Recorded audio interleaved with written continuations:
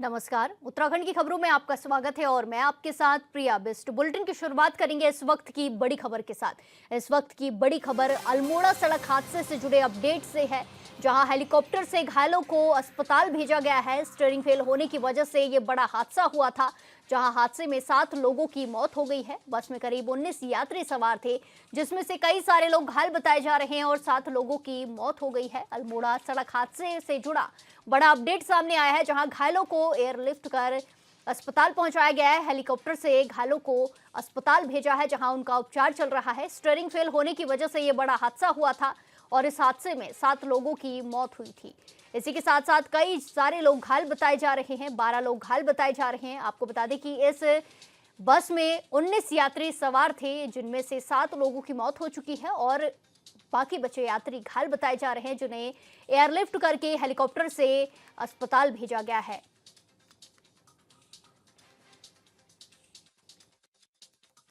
देखिए, ये आज द्वाराहाट से रामनगर की तरफ जा रही बस भिकियासैन के पास में एक खाई में गिर गई है, जिसमें 19 लोग सवार थे। इसमें 7 लोगों की मृत्यु हो गई है, 12 लोग घायल थे। घायलों को यहाँ पर भिकियासैन हॉस्पिटल में लाया गया, जिनमें से 2 लोग जो गंभीर थे उनको एयरलिफ्ट किया जा रहा है, और जो शेष थे उनको उनके परिजनों के द्वारा ही कहीं न कहीं अन्य जगह रेफर करा के या अपने साथ लेके डिस्चार्ज करा के ले जाया जा रहा है। जो 7 मृतक थे उनके पंचनामा की कार्रवाई चल रही है। पोस्टमार्टम के उपरांत उनको उनके परिजनों के सुपुर्द करेंगे। देहरादून में स्वर्गीय उमेश अग्रवाल की जयंती के अवसर पर मातृ पितृ दिवस कार्यक्रम का आयोजन किया गया, जिसमें सीएम पुष्कर सिंह धामी ने मुख्य अतिथि के रूप में प्रतिभाग किया। इस मौके पर पार्टी कार्यकर्ताओं ने मुख्यमंत्री का भव्य स्वागत किया। कार्यक्रम में कैबिनेट मंत्री गणेश जोशी, राज्यसभा सांसद नरेश बंसल समेत तमाम पदाधिकारी मौजूद रहे। कार्यक्रम को संबोधित करते हुए सीएम धामी ने कहा कि हमारी सनातन संस्कृति में हमारे बड़ों का बहुत अहम स्थान है। जो व्यक्ति बुजुर्गों की सेवा करता है, उसकी आयु, विद्या और बल में निरंतर बढ़ोतरी होती है। प्रधानमंत्री ने देश के वरिष्ठ नागरिकों को सम्मान, सुरक्षा और कल्याण को सर्वोच्च प्राथमिकता दी है। वरिष्ठ नागरिकों के लिए स्वास्थ्य योजनाओं और पेंशन योजनाओं समेत कई योजनाएं चलाई जा रही हैं।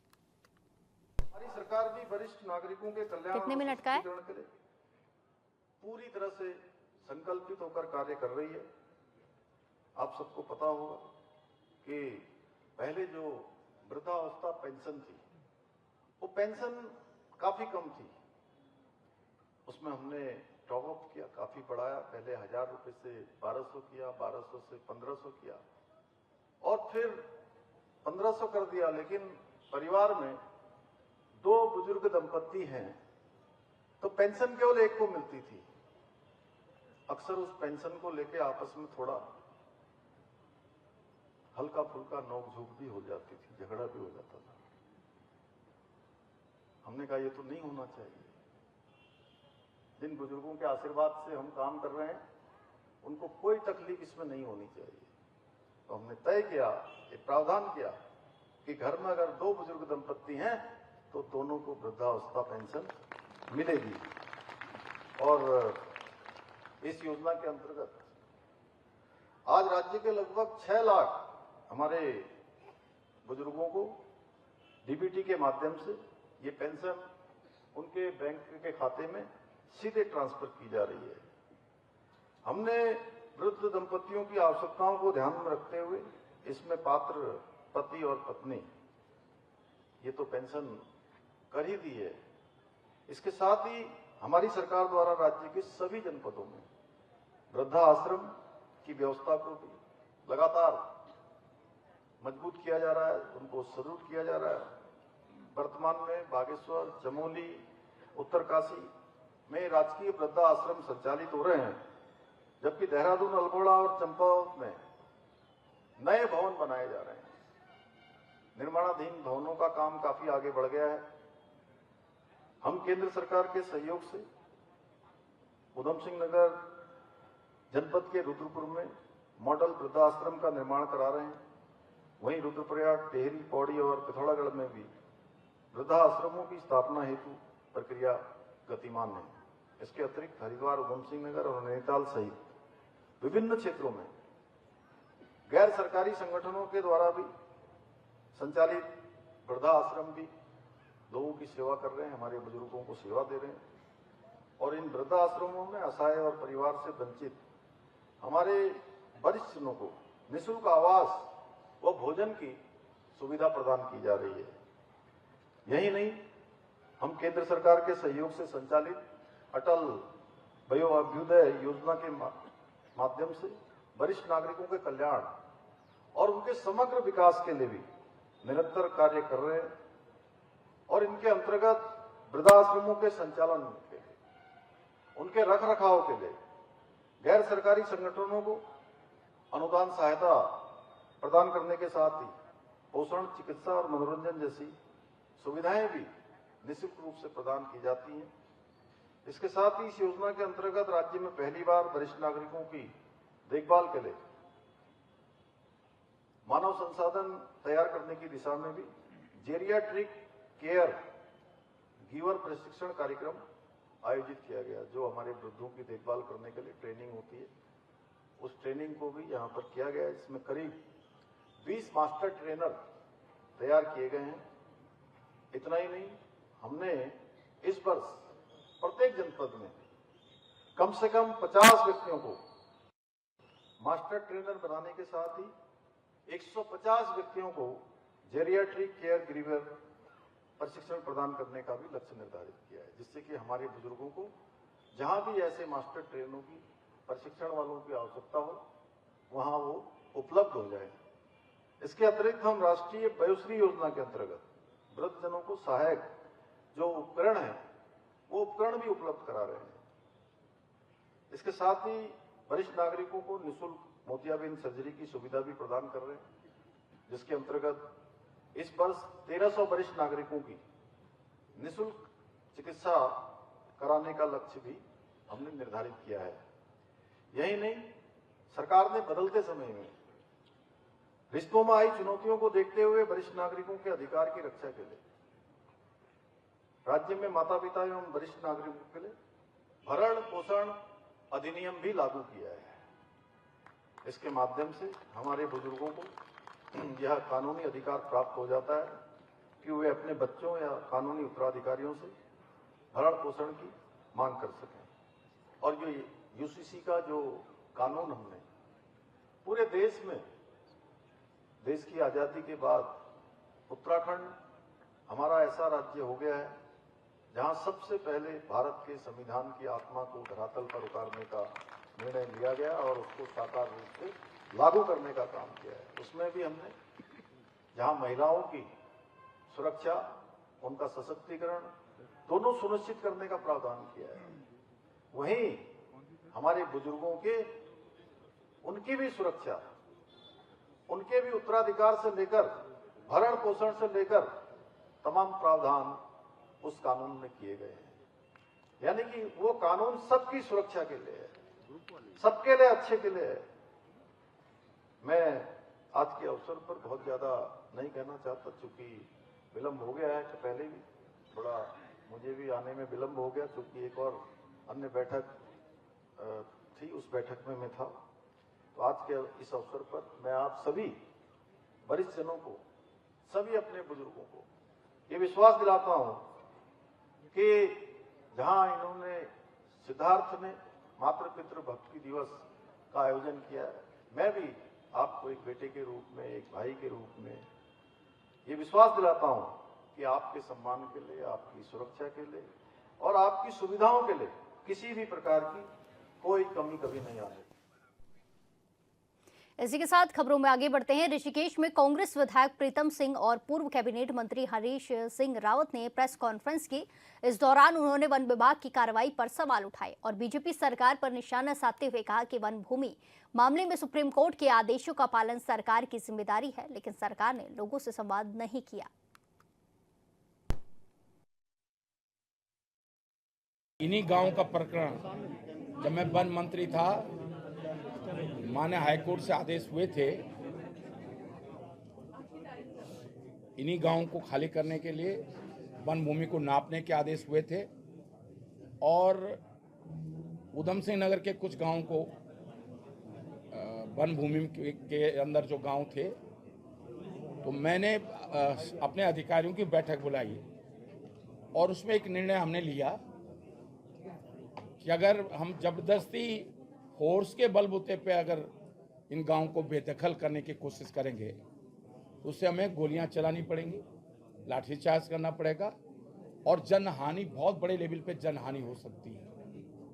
और ये पक्ष हमने फिर हाईकोर्ट में, माननीय हाईकोर्ट में रखा और उसके बाद इसी तरह कालागढ़ के मामले में माननीय सुप्रीम कोर्ट ने जब आदेश दिया तो मैंने उस समय सर्वे ऑफ इंडिया, जिला प्रशासन, राजस्व विभाग, उत्तराखंड सरकार और वन विभाग की एक कमेटी बनाई कैबिनेट में ले जाके कि ये सर्वे करेगी और उसके आधार पर जो वन अधिनियम 1980 बना, वाइल्ड लाइफ एक्ट जो है 1973 में बना, जो लोग उससे पहले बस गए उन पे वन अधिनियम लागू नहीं होगा, उन पे वाइल्ड लाइफ एक्ट 1973 लागू नहीं।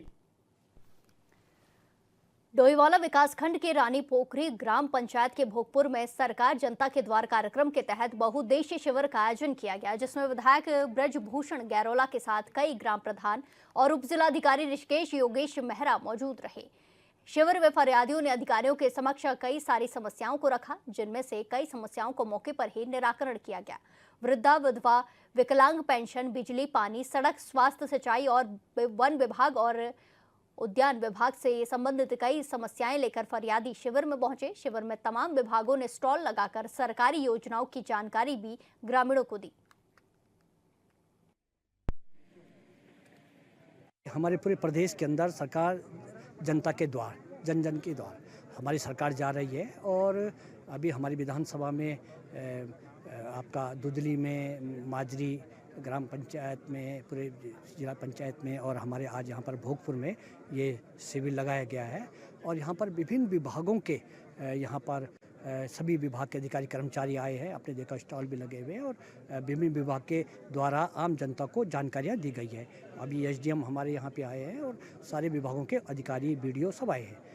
इसमें जो भी हमारी यहाँ से किसी की कोई भी शिकायतें हैं या जो भी है उस पर तत्काल उस पर कार्रवाई करने के निर्देश दिए जा रहे हैं संबंधित विभाग को कि क्यों मामला पेंडिंग है, तो उस पर देखा जा रहा है। और विशेष करके यहाँ पर अभी आप लोग को इतनी शिकायतों तो यहाँ पर ऐसी कोई आई नहीं है। सुझाव लोगों ने या रिक्वेस्ट किया है, प्रार्थना किया है कि साहब हमको जो हमारी आवश्यकता है उसको पूरा करें।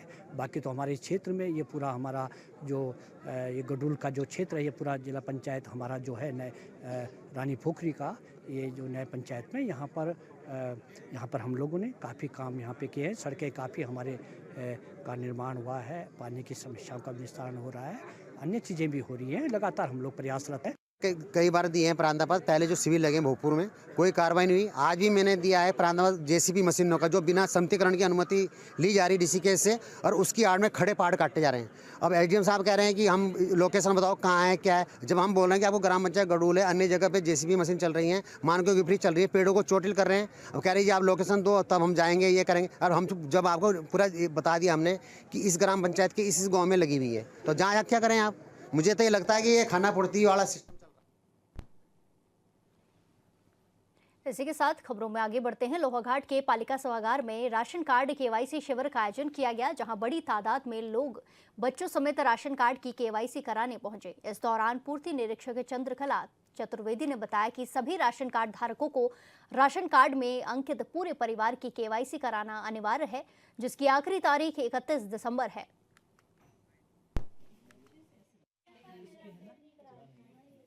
शासन द्वारा केवाईसी के लिए 31 दिसंबर लास्ट डेट निर्धारित की गई है।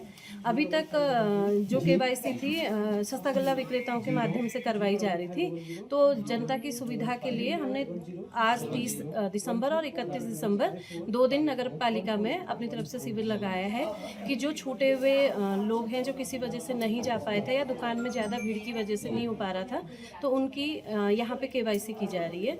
और केवाईसी के लिए राशन कार्ड और आधार कार्ड लाना अनिवार्य है और केवाईसी सभी उपभोक्ताओं को करवाना अनिवार्य है, ताकि वह शासन द्वारा दी गए राशन के लाभ से वंचित न रहे। आगे को जो शासन द्वारा हमें निर्देश प्राप्त होंगे वो उससे लोगों को अवगत करा दिया जाएगा, लेकिन वर्तमान तक 31 ही लास्ट डेट निर्धारित की गई है। उत्तराखंड राज्य की 25वीं वर्षगांठ के अवसर पर 25 महिलाओं को क्लाउड किचन का प्रशिक्षण दिया जा रहा है। इसी क्रम में हरिद्वार में महिला समूह के लिए क्लाउड किचन प्रशिक्षण कार्यक्रम का उद्घाटन किया गया, जिसमें 25 महिलाओं को विशेष प्रशिक्षण दिया जा रहा है ताकि वो अपने घर में कम लागत में क्लाउड किचन शुरू कर सके। इस पहल का उद्देश्य महिलाओं को रोजगार प्रदान करना और कामगारों को शुद्ध भोजन उपलब्ध कराना है। महिला समूह के लिए इंक्यूबेटर सेंटर में क्लाउड किचन ट्रेनिंग कार्यक्रम का शुभारंभ किया गया। इस मौके पर मुख्य विकास अधिकारी ललित नारायण मिश्रा ने कहा कि हरिद्वार उत्तराखंड का पहला जिला है जहां महिलाओं को इस तरह की ट्रेनिंग दी जा रही है। उन्होंने कहा कि जिले में कई औद्योगिक क्षेत्र और कंपनियां हैं जहां कामगारों को नियमित और घर जैसा भोजन उपलब्ध नहीं हो पाता है। इसे देखते हुए क्लाउड किचन की अवधारणा को बढ़ावा दिया जा रहा है। ये क्लाउड किचन की जो कॉन्सेप्ट है उसको इस तरह समझा जा सकता है कि जो हमारे रसोई से रोजगार की बात हम कह सकते हैं इसको, जिसमें हमने 25 महिलाओं को प्रथम चरण में सेलेक्ट किया है और ये हमारा एक पायलट प्रोजेक्ट के रूप में हम इसको ले रहे हैं। हम चाह रहे हैं कि महिलाएं जो पाक शास्त्र में निपुण होती हैं, उनका जो भोजन है वो ऐसे लोगों के तक पहुंच सके जो नीडी हैं। बहुत से लोग चाहते हैं कि हमें घर जैसा भोजन मिले, कुछ लोग चाहते हैं कि हमें मसाले जो कम मसाले का भोजन मिले, तो अकॉर्डिंगली वो कस्टमाइज्ड भोजन उनको उपलब्ध कराएंगे टिफ़िन के माध्यम से। और इसके लिए हम ये भी कोशिश करेंगे कि ऑनलाइन हम इनको कनेक्ट कर सकें, जिससे वो भोजन सप्लाई करें। उनका जो है पेमेंट भी ऑनलाइन ही ऑर्डर हुआ, ऑनलाइन उसका पेमेंट हो गया। इस तरह से एक ये कॉन्सेप्ट रहेगी जो पूरे हमारे जनपद में उन एरिया में जहाँ हमारा जैसे इंडस्ट्रियल एरिया है और जहाँ ज़्यादा संख्या में लोग काम कर रहे हैं, वहाँ ये काफ़ी इफेक्टिव रहेगा। मेरा नाम मंजू है और हम यहाँ आए हैं भादराबाद ब्लॉक से और हमको यहाँ 25 महिलाओं को ट्रेनिंग दिया जा रहा है क्लाउड किचन की। खाना बनाता तो हमें सभी महिलाओं का आता है, लेकिन हम अच्छे से यहाँ पर सीख के जाएंगे। महिलाएं अपना रोजगार बढ़ाएंगी, अपने पैरों पर खड़ी होंगी, सशक्त बनेंगी हम महिलाएं। और हमें कैसे जैसे ऑनलाइन अपना खाना बेचना है, हम लोग कैसे बेचेंगे, मतलब जैसा स्विगी जोमेटो सब लोग बेचते हैं तो हम भी अपना ऑनलाइन खाना बेचेंगे। हमारा खाना बहुत हेल्दी होगा और हम महिलाओं को रोजगार मिलेगा, ज़्यादा से ज़्यादा संख्या में हम SHG महिलाओं को। अब क्या टिप्स दिया है खाना बनाने के यहाँ पर? हमें यहाँ अच्छी अच्छी चीज़ें सिखाई जाएंगी, कैसे एम्यूनिटीज वगैरह ये जो है अपने खाने में कैसे यूज करें। फास्ट फूड जंक फूडों से हम बच जाएँ, ये नुकसान है हमारे बच्चों के, आने वाली सब बच्चों के लिए, सब जनरेशन के लिए। तो हमारा खाना हेल्दी और अच्छा हो तो हम सब सीख के जाएँ। उत्तराखंड वन विभाग को महिला सशक्तिकरण और वन सुरक्षा के मोर्चे पर बड़ी मजबूती मिली है। देहरादून के रामपुर मंडी स्थित वानिकी प्रशिक्षण केंद्र में 6 महीने की कड़ी ट्रेनिंग के बाद 43 महिला फॉरेस्ट गार्ड की भव्य पासिंग आउट परेड आयोजित की गई। साथ ही ये महिला रक्षक औपचारिक रूप से वन विभाग की फील्ड यूनिट ड्यूटी के लिए तैयार हो गई हैं। कार्यक्रम में मुख्य अतिथि के रूप में जगराता वन प्रभाग के DFO वैभव कुमार मौजूद रहे। उन्होंने परेड की सलामी ली और उत्कृष्ट प्रदर्शन करने वाली महिला ट्रेनियों को पुरस्कृत किया। इस दौरान DFO वैभव कुमार ने कहा कि महिला फॉरेस्ट गार्ड वन संरक्षण, वन्यजीव सुरक्षा और मानव वन्यजीव संघर्ष को रोकने में मील का पत्थर साबित होंगी। वानिकी प्रशिक्षण केंद्र रामपुर मंडी की बात करें तो यहाँ से अब तक कुल 110 बैच प्रशिक्षण प्राप्त कर उत्तराखंड वन विभाग की सेवा में शामिल हो चुके हैं, जो इस संस्था की मजबूत और अनुशासित प्रशिक्षण व्यवस्था को दर्शाता है। जी, हमारा रामपुर मंडी का 110वां जो हमारा वन आरक्षियों का प्रशिक्षण कार्यक्रम था, आज उसका समापन है। 43 महिला वन आरक्षी जो प्रदेश के विभिन्न वन प्रभागों से आई थी, उनके द्वारा आज अपनी 6 माह का जो प्रशिक्षण है उसका सफलतापूर्वक कंप्लीशन किया गया। निश्चित ही क्योंकि जब यहाँ से प्रशिक्षण लेने के बाद ये वन आरक्षी अपने वन प्रभागों में योगदान देंगे, तो मैं आशा करता हूँ कि जो चीज़ें इन्होंने यहाँ सीखी हैं अपने प्रशिक्षण के दौरान, खास तौर से मानव वन्य जीव संघर्ष, वन अग्नि और टेक्नोलॉजी के यूज़ को लेके, उसका निश्चित ही फ़ायदा जो है अपने वन प्रभागों में देंगे, जिसका फ़ायदा जो है वन विभाग को मिलेगा। 43 जो है महिला वन आरक्षी जो है वो यहाँ से पास आउट हो रही है, दीक्षांत हो रही है।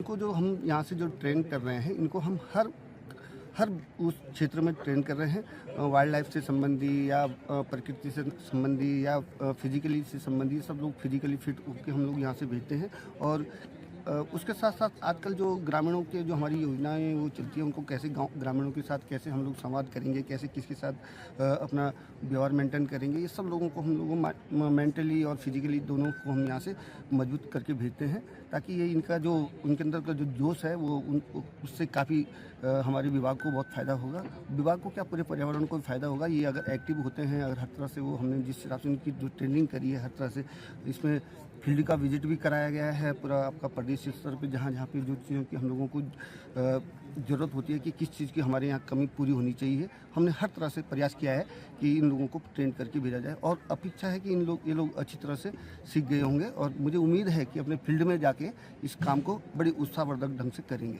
हम यहाँ पर 6 माह का अपना प्रशिक्षण पूरा कर चुके हैं, तो हमने यहाँ पर बहुत कुछ सीखा है, जैसे फॉरेक्स लॉ हो गया है और नर्सरी का कैसे करना होता है। जो भी हमने यहाँ पे सीखा है तो हम अपने फील्ड में जाके उसका इम्प्लीमेंट करेंगे। आज फर्स्ट पोजीशन भी आपको मिली है, क्या कहोगे कि कैसा साथ रहा और किसका ज़्यादा थैंक्स करोगे? जो हमारे यहाँ पर टीचर लोग हैं उन्होंने हमें बहुत अच्छा पढ़ाया है, जैसे कि भरत सर हैं तो उन्होंने हमें फॉरेस्ट लॉ के बारे में पढ़ाया है, तो हमने बहुत कुछ सीखा है उसके बारे में।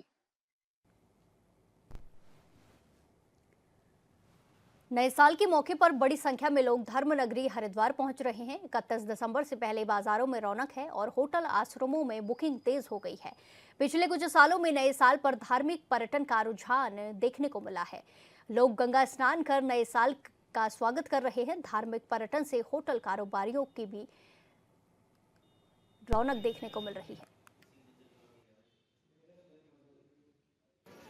मतलब ऐसी तीर्थ यात्रा है और मुझे मतलब हम हिंदू हैं ना, तो सारे हिंदुओं को मतलब काफ़ी पवित्र जगह है, तो इसलिए सारी याद इसलिए हम आ गए और हम काफ़ी दिनों से आ रहे हैं। हम तो जब मैं हिंदू हूँ ना, इसलिए मुझे हिंदू होने पर गर्व है, इसलिए मैं मतलब तीर्थ यात्रा घूमता रहता हूँ। मुझे और सब करने का मतलब कोई इंटरेस्ट नहीं है मुझे इन चीज़ों में। इन चीज़ों में मन लगता है? हाँ जी, बहुत। तो जो लोग इधर उधर जाते हैं, गोवा जाते हैं, कहीं जाते हैं, नहीं, मुझे इंटरेस्ट ही नहीं है, ना ही उनसे मुझे मतलब है। अभी तो सोच रहे हैं, अभी तो मतलब यहाँ से नहाए हैं, बाकी देखते हैं मेरे दोस्त कहाँ लोग जा रहे हैं। वगैरह देखेंगे? हाँ, जाएंगे जिधर भी तीर्थ यात्रा सब जगह जाएंगे। और प्लान हमारा काफ़ी दिनों से था बट पूरा नहीं हो पा रहा था। क्रिसमस की छुट्टियों की वजह से, बिकॉज हम लोग काम करते हैं, तो उसकी मदद से हम लोग ट्रैवल कर पा रहे हैं। मेरे ख्याल से नई जनरेशन में जो नॉलेज है, क्योंकि हमारे पास सोशल मीडिया भी है, अब इंटरनेट भी है, तो स्पिरिचुअलिटी की तरफ जनरेशन ज़्यादा जा रही है। और जब स्पिरिचुअलिटी की बात होती है तो ऑब्वियसली धार्मिक जगहों की बातें ज़्यादा होती हैं।